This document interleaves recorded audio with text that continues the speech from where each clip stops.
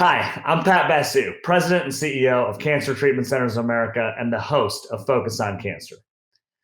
Many of you may not know, this coming Sunday, April 25th, is what's known as DNA Day, a very special day in the world of science and medicine that marks the discovery of DNA by Watson and Crick in the year 1953, and also recognizes that 50 years later, and another incredible human achievement, the sequencing of the human genome.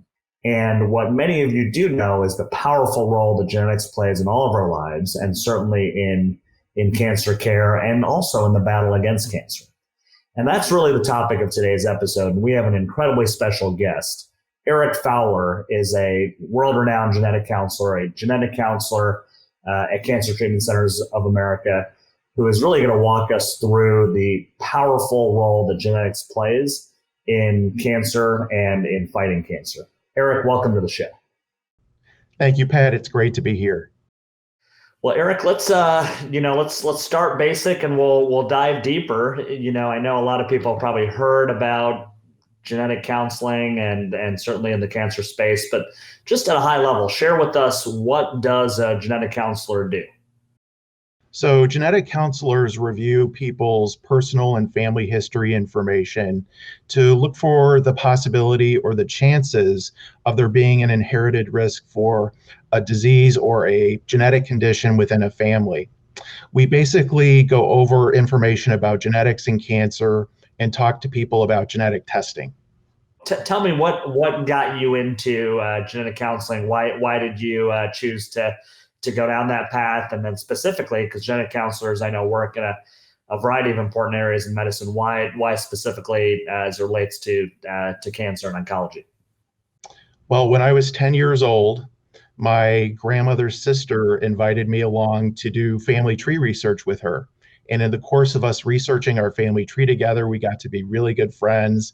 And so I always have had a passion for genealogy and even looking within my own family at how certain genetic conditions or possibly genetic conditions may be passed down.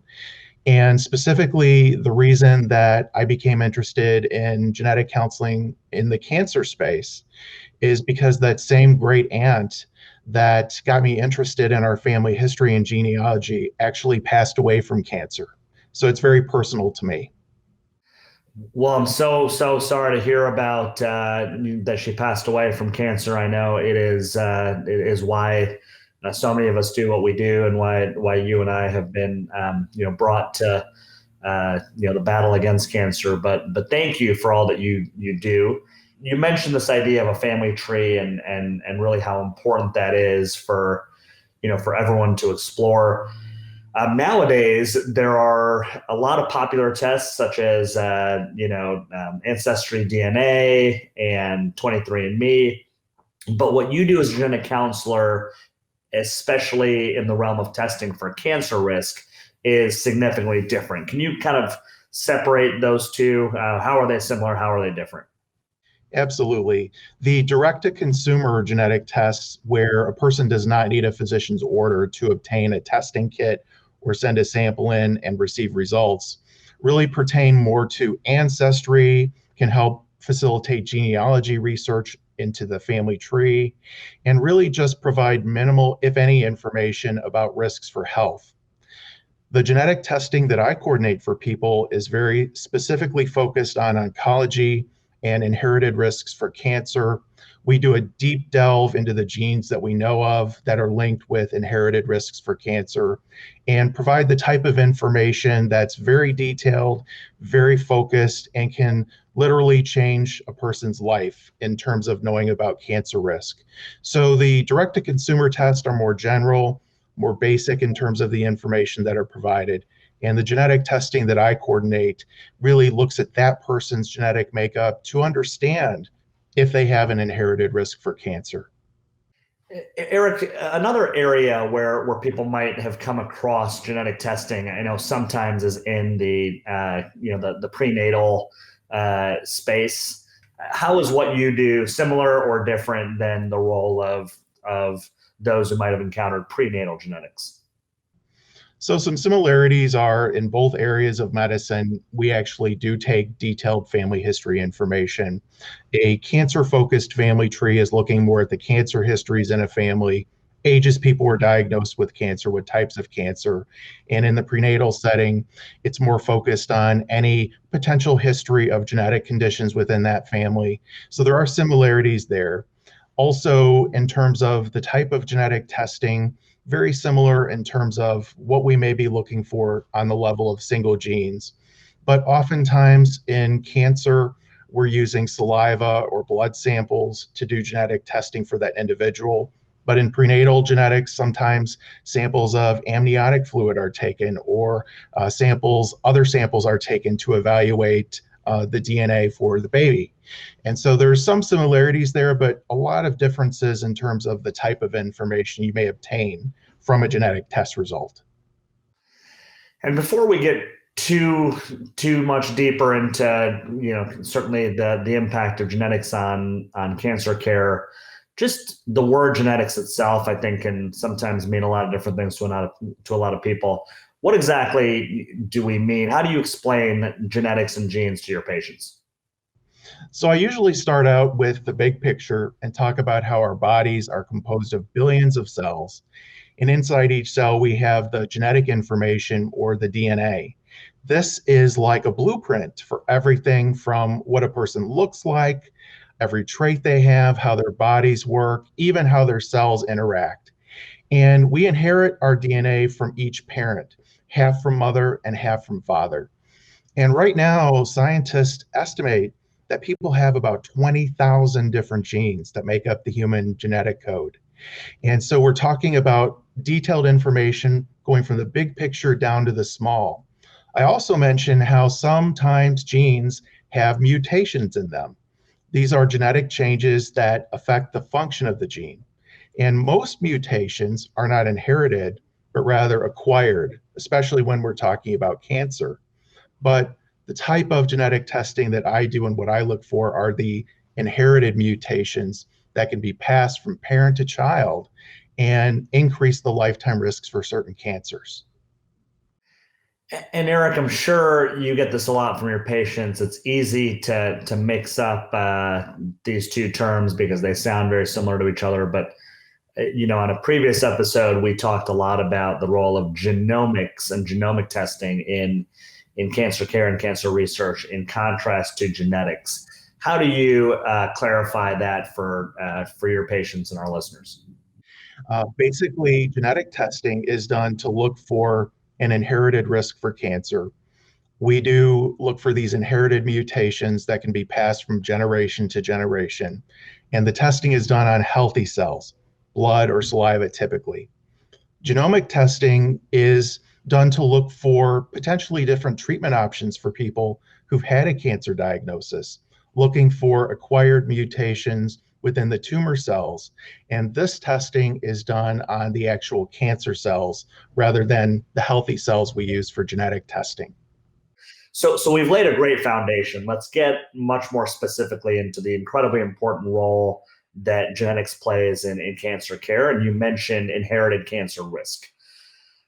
So there are what we refer to as inherited cancer syndromes, which is really, when you look at a family tree, it is an increased hereditary risk that is of a certain cancer type that is passing on through that patient's gene pool.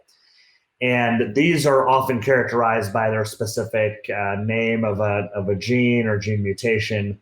BRCA is probably one of the more high-profile, more well-known genes that gets talked about in the breast cancer arena. Give us an example of an inherited cancer syndrome, how it works from a genetic standpoint. Maybe almost just kind of take us through one of those examples end to end. Absolutely. So there is a genetic condition that's even more common than having a BRCA1 or 2 mutation, or the hereditary breast ovarian cancer syndrome. And this condition is called Lynch syndrome. And it's named after Dr. Henry Lynch, who first suspected and then was proven right that there may be an inherited risk involving certain types of cancers in families. And when a person has Lynch syndrome, they have higher risks for colorectal cancer, stomach cancer, endometrial cancer, ovarian cancer, and to a lesser extent, other cancers as well. So knowing that that condition is there can really be very important because it allows that person and family members who may also have testing to really understand what their risks are, to be proactive about risk and take steps to manage their care that are empowered. Absolutely, that's a great example of Lynch syndrome. Is it? Can you clarify? You said something earlier in your comments that you really focus on the inherited cancer risk, but obviously there are non-inherited risk factors to developing cancer. Let's talk about the difference between inherited genetic risk versus acquired. I'm sure you talk about that with your patients. Yes. So most changes in genes, or what we call mutations, are acquired during a person's lifetime. We all go through life, we have exposures to certain things in the environment that may cause DNA damage. So these are acquired mutations and common across probably all cancers that occur. But it's really only about 10 to 15% of people who have a cancer diagnosis actually have an inherited mutation that put them at higher risk for cancer and acted as a susceptibility or a risk to the cancer occurring. And so we can say, really that there's that common genetic basis for cancer, but it's only a subset of people with cancer actually have an inherited risk for the diagnosis. And I'd also like to say that having an inherited risk for cancer does not mean that a cancer will happen. It means that the risk is higher than average. What those risks are depend on the gene or the syndrome. So definitely not everybody who's inherited a risk or a mutation that increases their chances for cancer will develop a cancer. So this is probably one of the most important aspects of the show, and certainly how this pertains to genetic testing in cancer. So I think, just to be clear, so 5 to 10% of genetic mutations are hereditary, meaning that the others are acquired. So let's call it 90 to 95% are acquired, which basically means that even if you do not have a let's say an inherited mutation that gets detected on a genetic screening, it does not mean by any stretch that you are, clear or going to be cancer free. And so, thus, the important role of prevention and screening and diagnostic testing, which we've talked about on this show previously. Alternatively, if you have an inherited genetic mutation with a higher predisposition for developing cancer, it doesn't necessarily mean that you will develop cancer for sure. So given that, some might say, well, Eric, why get genetic testing in the first place then? If neither pathway is really a guarantee of safety or a guarantee that you're going to have it, why get the testing done in the first place? That's a great question, and definitely patients do ask that. One of the main points is that knowing you have a higher risk for cancer can allow for very specific screening options to be undertaken and covered by insurance companies. These tests, for example, with Lynch syndrome, colonoscopies, starting colonoscopies by age 20 to 30 years old and repeating them every 1 to 2 years is the recommendation. You could find a precancerous polyp and remove it, thereby preventing that colon cancer from ever starting. So it can change in terms of screening. We may offer risk reducing options that can reduce the possibilities of a future cancer happening. Again, with Lynch syndrome, an example would be the higher risk of uterine or endometrial cancer for women with the condition, where with the medical guidelines we discuss, women with Lynch syndrome would consider a risk-reducing surgery, a hysterectomy, to reduce their risks. So it's really knowing what the risk is to be able to either find cancers earlier if they were to happen or reduce their risks of occurring. And also, in some cases, to really reinforce the importance of our behaviors, our lifestyle choices. There are certain genes that increase the risk for melanoma. And if somebody knows they have a mutation, one of those genes, hopefully it would reinforce them, their behavior to do what we all know we should do, which is to wear sunscreen if we're out and we're in the sun for long periods of time. Also to wear protective clothing, and even possibly to choose a career path that didn't keep them outside doing their work. So really, there's a lot of aspects to how knowing there's an inherited risk can change medical management. Risk and statistics can be a hard thing to fully, individualize. But oftentimes, I use metaphors such as, if you're driving a car and you know that you have a bad wheel, or maybe you inherited a bad wheel, that is not a guarantee of a car accident down the road, but you're going to be more cautious about it. You're going to pay attention to it. If there's something you can do to, of course, correct that, you will. And so much of what we're talking about is about risk understanding, risk mitigation, or risk reduction. And then, as you said before, altering behaviors, altering future therapies that can keep patients as safe and away from this horrible disease as possible. Furthermore, Eric, obviously, as you know, genetic testing can help inform the treatment decisions once a patient does develop cancer, if they're going to. So tell us more about the role that inherited genetic risk can play, not only in the diagnosis of cancer, but how that can alter the way that we would actually treat a cancer that's been diagnosed. It was very exciting within the last several years when there was research done that showed if a person had a certain genetic mutation that was inherited, for example, BRCA1 and 2 mutations, that could be helpful to the oncologist in guiding specific treatment options and recommendations for that person. So, for example, people who have BRCA1 or 2 mutations with certain types of breast cancer, ovarian, prostate, or pancreatic cancer maybe offer different sorts of targeted therapies that they wouldn't otherwise be offered. And that's really a conversation between the oncologist and that individual in the context of their genetic test results. But it's really exciting times because I can remember many years when there were no such options like that available, and genetic testing and results were not ever referred to or used in that capacity. And Eric, we talked again, and you did a great job explaining the difference between genetic testing and genomic testing.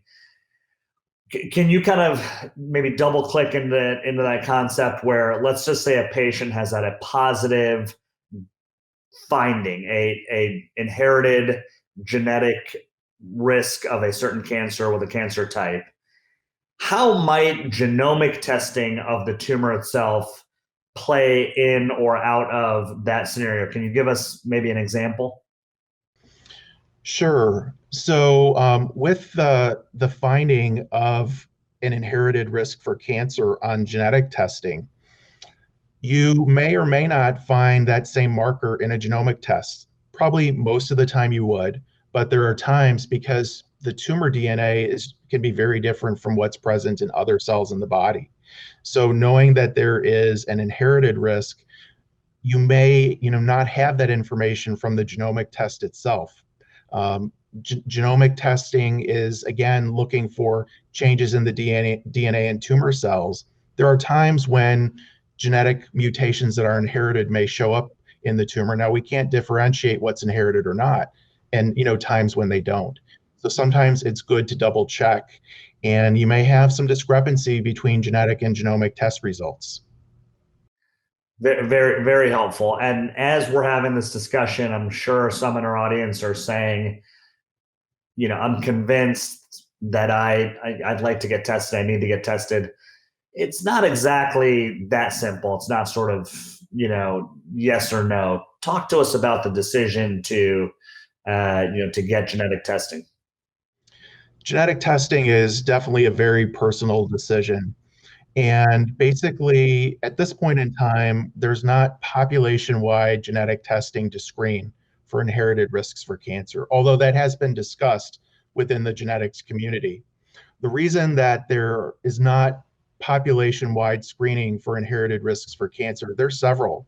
One of which is there are far more people who do not have an inherited risk for cancer in the population at large than those who do. So you would do many, many, many tests potentially to find a person with an inherited risk. Another reason is cost. Who would pay for the genetic testing? And there definitely are criteria, medical criteria, that guide physicians and clinicians and genetic counselors on offering genetic testing to people, but also insurance criteria. And without those criteria being met by an insurance company's perspective, genetic testing may not be covered. And another thing to consider is that when we do genetic testing, we don't always get informative test results. There's times where a genetic test may find something that's uncertain or unclear in a gene. And so genetic testing does have the potential to raise questions. So these are all things that have to be considered when someone embarks on the genetic counseling or genetic testing journey. So, Eric, who then should get considered for genetic testing? There are guidelines that have been published and they've been refined over the years, and they're constantly changing as we learn more. But in general, if a person has been diagnosed with cancer at an earlier than average age, say under 50, or if they have a relative with a diagnosis at an earlier age, that might be a consideration.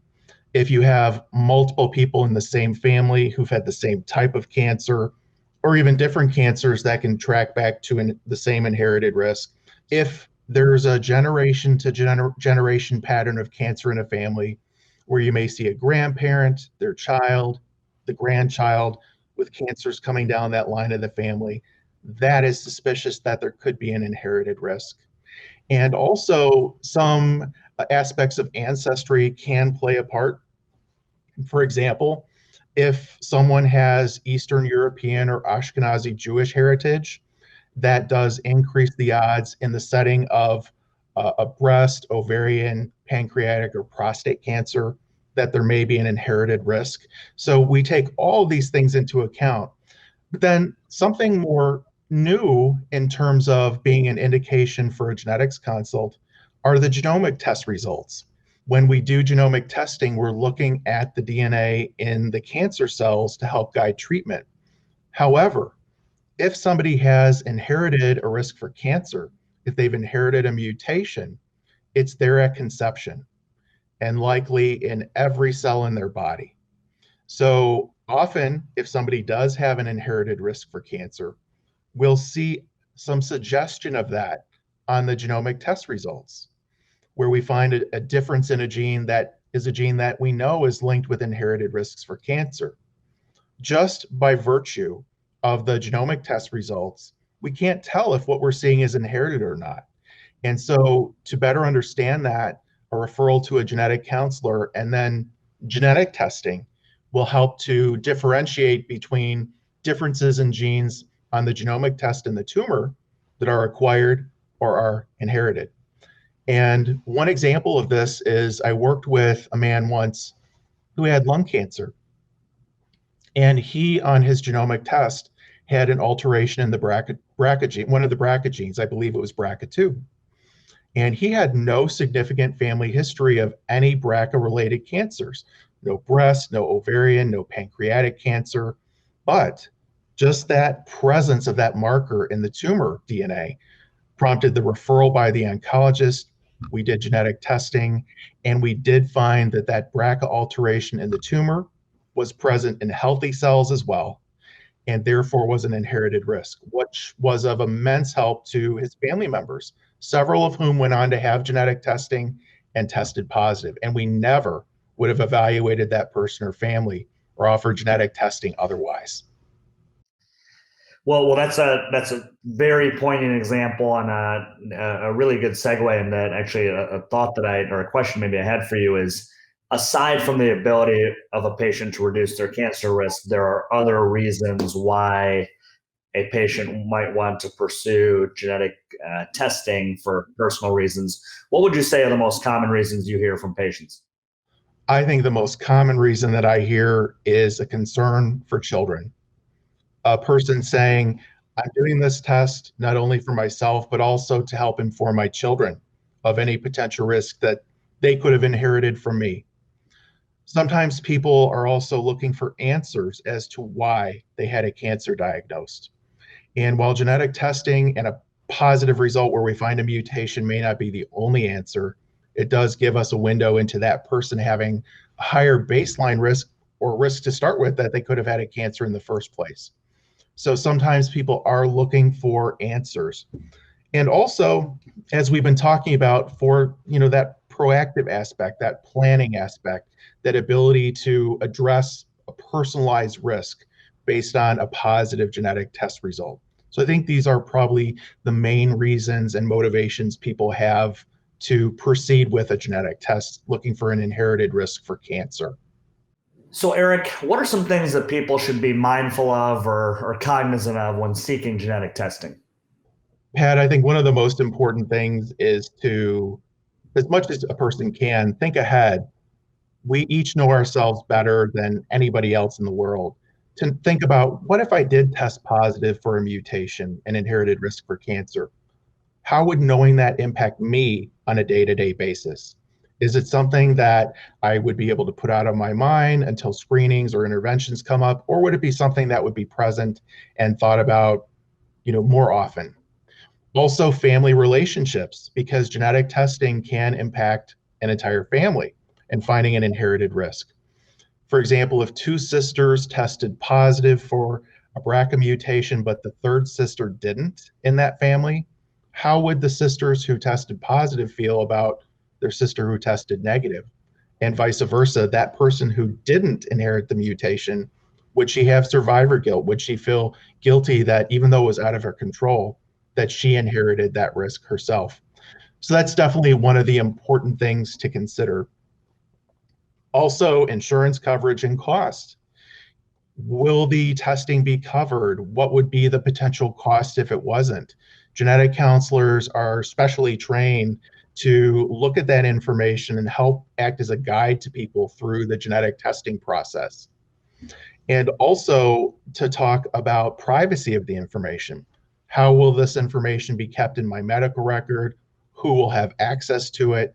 These are very important things to think about, and it's part of the genetic counseling process that we talk to people about these things and work with them so that they can think through these processes and these possibilities. Your example of the sisters and the BRCA mutation, or so many other powerful examples of the kind of the consequences of getting positive results. It brings up what'll seem like a simple question, but I think a really important one is, what are the various results that you can get from a genetic test? The positive result that we've been focusing on is, as we mentioned, we do find an inherited risk for cancer. There is a mutation that can be passed from parent to child. Uh, Close family members of that person, like children and siblings, would each have a 50% or 1 in 2 possibility that they also inherited that risk. The second result is a negative result, where we do the test and we find no differences of any kind in any of the genes that were evaluated. And in many ways, this is hopeful because it does significantly reduce the odds of an inherited risk for that person and in that family. But I think that there are genes yet to be discovered, and it's likely that genetic testing techniques will improve in the future. So we always encourage people to check in periodically who've had genetic testing without any findings. The third result is neither a positive or a negative. It's where we do genetic testing and we may find a difference or what we call a variant in a gene.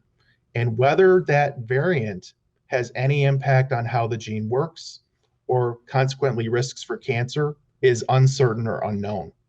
So that's an inconclusive test result.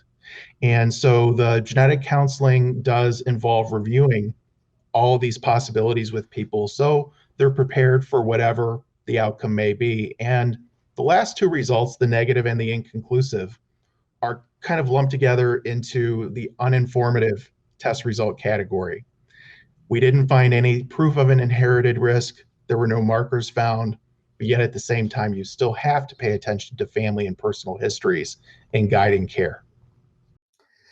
So, a relatively finite set of options there. Of course, the inconclusive is one of those results that across the board can sometimes be a little bit frustrating, I would say, for folks, even though, as we discussed earlier, a positive is not a guarantee of developing cancer, a negative is not a guarantee of not developing cancer. So I think that should be taken in context. But what happens next after an inconclusive test? More tests are performed, or surveillance, or what do you recommend to patients in that case?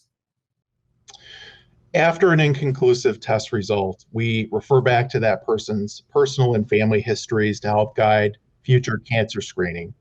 And so that's an important part of the process. In terms of additional genetic testing after an inconclusive, typically not. What happens is the genetic testing laboratory, and these are independent laboratories, reference laboratories, not affiliated with any hospital or clinic. The genetic testing laboratory will keep watching that particular variant as more families are tested to see if they find that variant in other people who are tested through the laboratory. They will watch research studies that are published to see if there's any new data on that particular variant to allow them to form an opinion about whether that variant is meaningful. And also, some labs have internal ways that they can evaluate a variant that may provide even additional information with further studies on the sample that's already been received. That may not happen this year or next, but it could happen in the future. So if an inconclusive test result is reclassified, whether as an inherited risk or a benign change in the gene that doesn't matter, the ordering physician's office or genetic counselor is notified of that update, and then we reach out to that person. And most of the time, when a variant that's unclear, or what we call a variant of unknown significance, is figured out or reclassified, it turns into a benign change in the gene that does not have an impact on risk. So, Eric, after that tremendous explanation of the testing process on the foundation of everything you already covered, it brings me to probably one of the most important points. Is I find the role of the genetic counselor to be, one of the most important in not only just healthcare, but very specifically in cancer care. I think just your explanations, your very coherent walkthrough of the process and the results has illustrated that. But let's kind of talk about the role of the genetic counselor in the cancer care continuum. Can you share for our audience sort of the progression of how a patient interacts with you or a genetic counselor in cancer care? The role of how you help them interpret the results, so on and so forth. Sure. So typically, a person would be referred by a physician or an advanced practitioner, like a physician's assistant or nurse practitioner, for the genetics consult. The initial session, or what we sometimes call the pre-test genetic counseling session, is one where the genetic counselor gets a sense of that person's personal and family history, the likelihood there could be an inherited risk, and we really review the option of genetic testing. Genetic counselors by training are non-directive, which means we never recommend a genetic test to somebody, but rather we work with that person to help them explore their motivations to have or not to have a genetic test. And we act as support in that way. After the initial genetics consult, if that person is going to have a genetic test, the genetic counselor will help coordinate that testing. There's the sample collection, which typically is blood or saliva. There are consent forms for genetic testing, which are that person's written permission to have the genetic testing, which cover the contents of the genetics consult. And then once genetic test results are back, they are then relayed to that person for a post-counseling session, whether a telephone conversation, an in-person consult, a telehealth visit, where the results are reviewed in detail on how they impact not only that person, but their family members too. And in order to, go through just the important technical aspects of genetic testing, let alone, as you mentioned before, the deeply personal, potentially psychological impacts that these can have. What type of education and training should people, be familiar with when it comes to speaking to their genetic counselor? Genetic counselors typically come from an undergraduate background of biology, chemistry, sometimes psychology. And then we go on to get master's degrees in medical genetics or genetic counseling. So it really is a unique combination of the science aspect of genetics and the counseling aspects to be able to provide emotional support to people when they may be learning difficult information or going through the genetic testing process. Genetic counselors are certified by the American Board of Genetic Counseling, and about 2/3 of states in the US have licensure available for genetic counseling. So, genetic counselors, depending on where they live, always are reaching towards being board certified or board eligible, and state by state obtaining their licensure for genetic counseling. Well, Eric, this has just been such a great walkthrough into an important and sometimes, maybe under covered or under sort of appreciated, aspect of, a real foundational, very important aspect of the battle against cancer.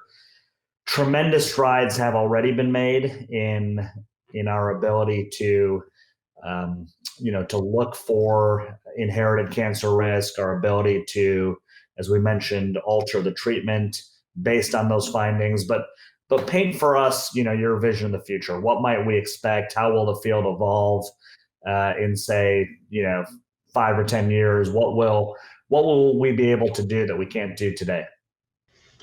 I think that there will be new genes identified that are linked with inherited risks for cancer, genes that we do not know about today, cannot test today. So that's an ongoing, evolving process. It takes the identification of a candidate gene to then proving there's cause and effect with that gene in cancer. But I do think we're going to find more genes of that type. I think the genetic testing technologies will be improving where they'll be even more accurate than they are today. And they are very, very accurate today.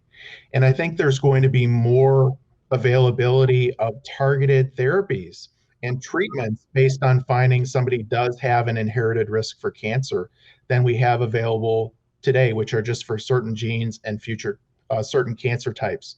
So in the future, I think we have a lot of hope looking forward that genetics will be an even better tool than it is today to help people and families through the cancer journey. Wow, what a tremendous vision, and just what a privilege to have you on the show, Eric. This has been terrific, and I know incredibly educational for so many of our listeners. I really appreciate everything that you do. I know firsthand how much patients appreciate what you do, and we're grateful for your time, and thank you. Keep up the great work. It's great to see you. Thank you. Great to be here.